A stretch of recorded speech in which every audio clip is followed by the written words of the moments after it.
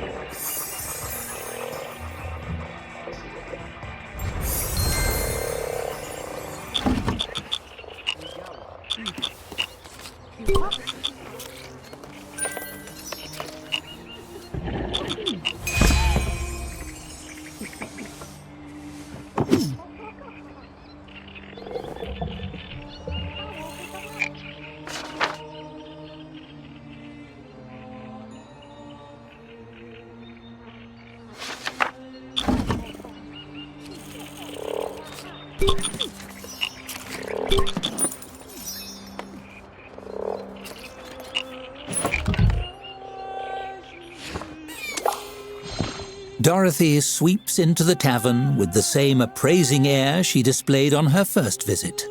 The amenities which meet her approval receive a nod so small as to be barely noticeable. You count 3. When she spots you, she graces you with one last tip of her head. Well, that's something. Sterling work. The tavern is coming along nicely. So nicely, in fact, that you must certainly have raised enough to pay your guild dues, as well as a repayment of the funds you were sent to build your kitchen. You hand over the gold in a single large sack. She juggles it in her hand briefly, listening to the sound, then nods. That will... An astute question. The Tavern Keepers Guild has a very high bar. Literally. It's high enough for giants to drink at. We named the application test after it because we hide the exam binder on top where applicants can't reach it. She produces a notepad. Superb. It's all very simple, really. You will answer 3 questions about the nature of taverns and how they run. If you pass, you are granted membership. If you fail... Dorothy gives you a frown so severe you feel it singe. She flips a page on her notepad. Question 1. Something simple to start with. A tavern is no place for rogue children. They must be ruthlessly weeded from the premises. How do you tell a dwarf and a child wearing a fake beard apart?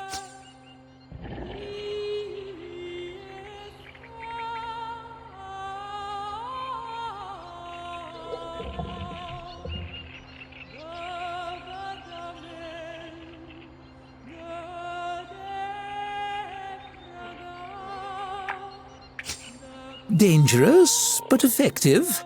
While you risk a practical demonstration, you're sure to draw a stronger response from a dwarf than you would from a child, aside from the very unsettling ones. She marks your answer and flips to the next page. Moving on. Question 2. Which of the following services is not guild-approved? Child catapulting, distribution of shrinking potions, or basilisk stabling? Correct. The guild frowns on war engine ownership. An invading army could commandeer it to siege somewhere or other, and your insurance premium would soar. She makes a tick on her notepad. Lastly, a question of jurisprudence. In the landmark case of Thorvak versus the Foggy Sailor, was the judge correct in voiding the plaintiff's privilege to adjudicate beverage consumption and declaring all patrons free to spend their coin as they see fit in recreational businesses? Well said. By the book. And of course, the Guild Council certainly agrees, as their recorded statement. You passed. You are a fully licensed member of the Tavern Keepers Guild. You're welcome to continue operating in this location.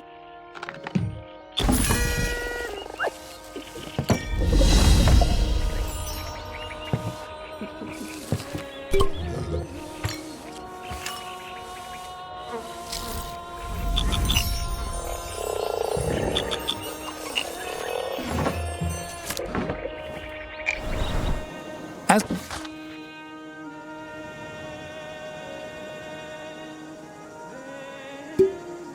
a member of a powerful guild, your future is all but assured. What new doors might this open? We'll soon see.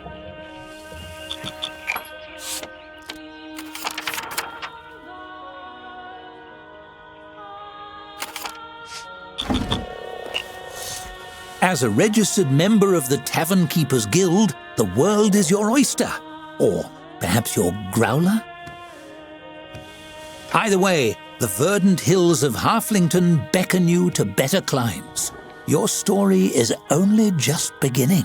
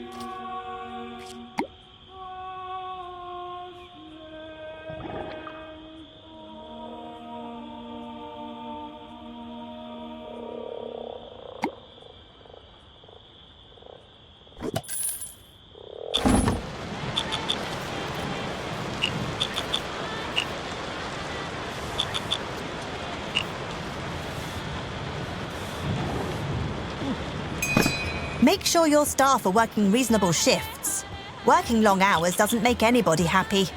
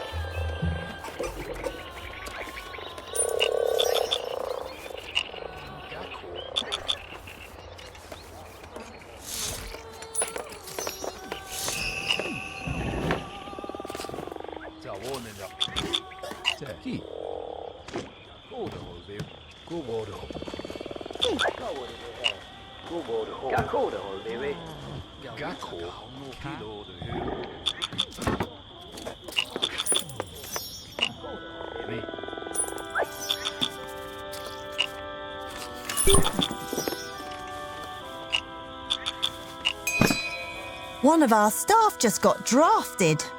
Does the king know we aren't at war with anyone?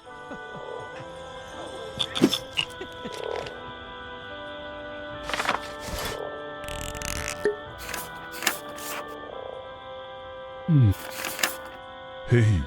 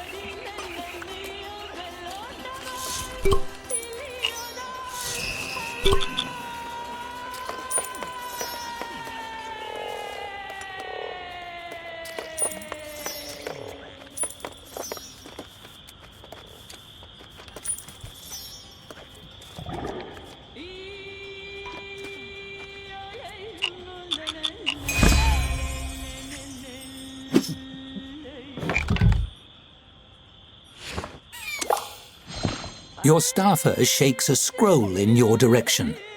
We just got mail from that dingus the king drafted. Remember, quit the same day. Said it was the sacred duty of every citizen to serve their king in wartime. They peer at the scrolled handwriting. There's definitely no war on. He got to the front and there's no one there. Some farmer's field somewhere. He's requesting provisions to lift a soldier's...